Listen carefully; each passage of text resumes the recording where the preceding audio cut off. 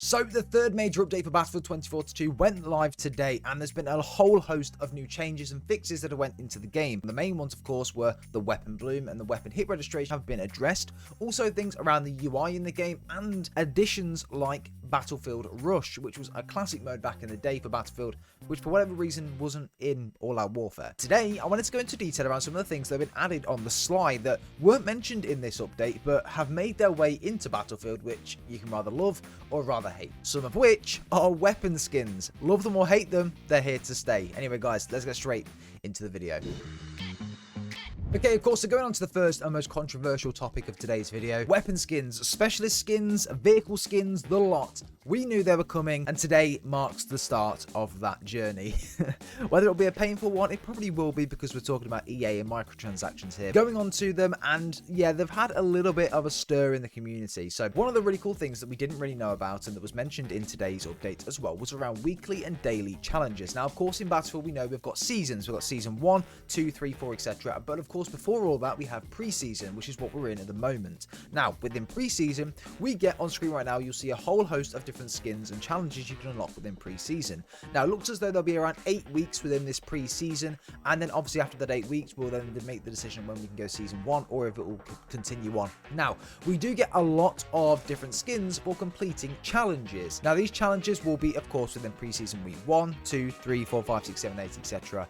And throughout that time, we can unlock different things that DICE and EA are putting into the game, which of course is a positive, because again, you don't have to pay for things are in the game as it stands, and you can just go ahead and earn them by playing it, which of course is everything that we really want to do. But of course, there are some controversial ones. Of course, there are things like tank skins, weapon skins, helicopter skins, a really cool shotgun skin, which I really like. But there are 2 specialist skins that are making a bit of a stir in the community at the moment, and if you guys have seen my previous video for today, you probably have already seen it, but for those that haven't, it's on screen right now. We have a Boris Santa skin, and then of course we have this like cowboy looking skin as well for one of the specialists. And I'm going to go into a tweet by Tom Henderson here, which I thought was really funny. Fun fact, these skins were in the March 2021 QA feedback sessions, in which everyone voted them down and voted them to not be in the game, basically saying they didn't like them, but they're in the game. So obviously it shows that community feedback, they don't really care about them on skins and specialists and microtransactions. So thanks, EA. Feedback is obviously a massive part of EA, so I'm glad they've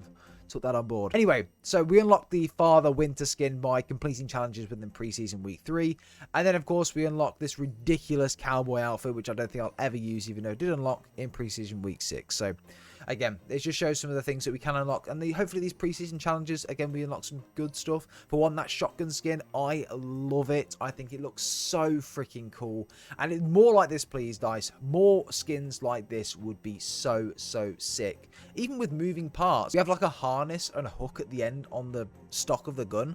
I just think that looks really sick. Of course, let me know, guys, what you think down below of this update and the weapon skins, vehicle skins, specialist skins, etc. For me, I'm not really a fan of the ones we've been shown so far, but I'm more excited about the weekly and the daily challenges that hopefully we should be getting in the next couple of weeks. And just one of the things I want to do before going on to my next topic is concept art versus final.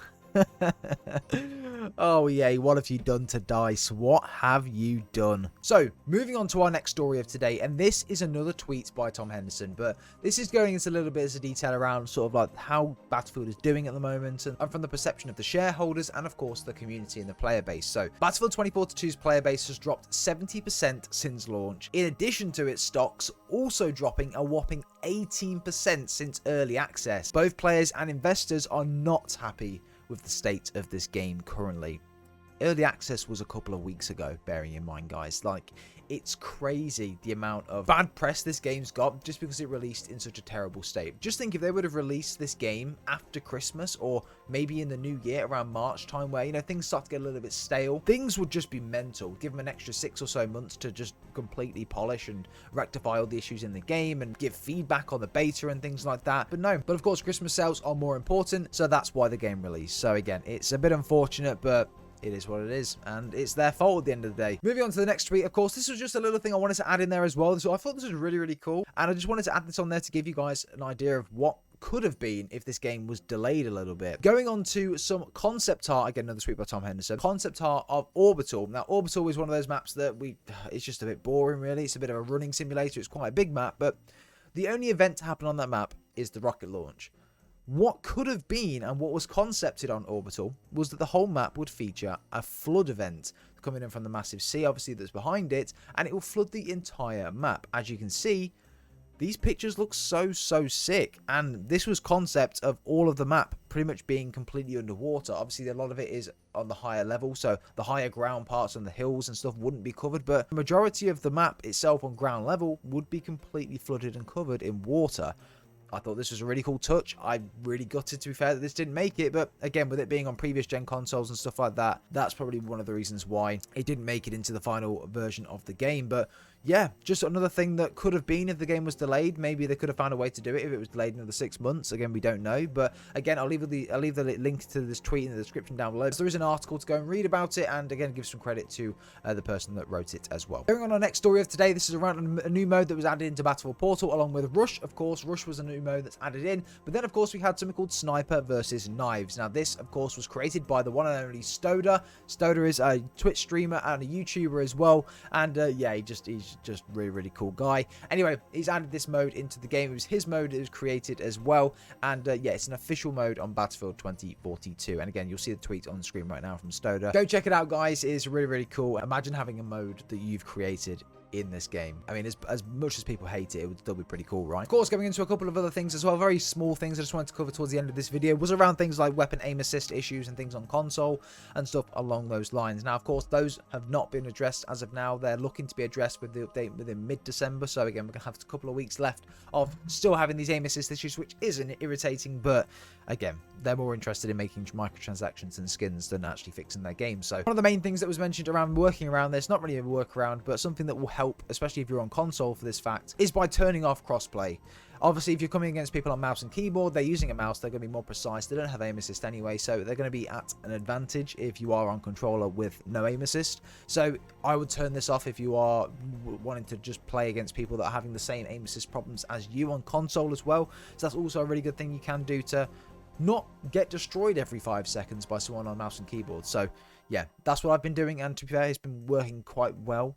I've been in pretty even gunfights. I found myself getting a few more kills by doing it as well, and yeah, I'm not getting absolutely destroyed and beamed across the map by someone controlling recoil with a mouse. It's quite nice, to be fair. But anyway, that's one of the things you can do as well. Weapon bloom, hit detection, and hit registration has been improved in this update as well. And yeah, I've got to say, I really noticed the difference. And I've got to commend DICE for this. They've done a good job with that. But again, there are further improvements that they are looking into.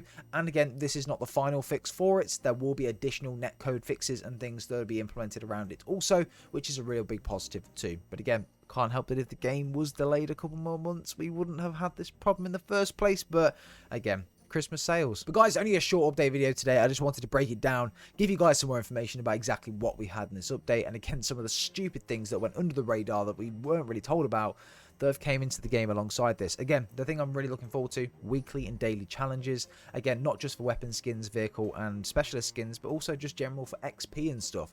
It'll be a lot of fun to try and go ahead and complete them, as long as they're not stupid fucking challenges like in Call of Duty or in Halo, like that progression system. Then I think we should be okay. If they're just generally like get kills with this or capture objectives or, you know, get a couple of kills with this vehicle or whatever, then that's fine. Fair enough. I'm happy to do that. But if it's do 7 360s, glide, and then... But if it's stuff like do 7 360s, use your glide suit across the map, and then go out of your glide suit, and then do a no-scope across the map, which I know that EA will probably do to try and prevent you from trying to earn this and go to buy them, then yeah, then we should be fine. But guys, as I said, short video today. Drop a like down below if you have enjoyed and have learned something new, and of course subscribe to the channel. There are loads more updates and videos coming in the near future. It'd be much appreciated on that as well. And of course, if you are brand new around here, don't forget to ring that notification bell as well to be notified when a video does go live. But guys, again, do all upload today.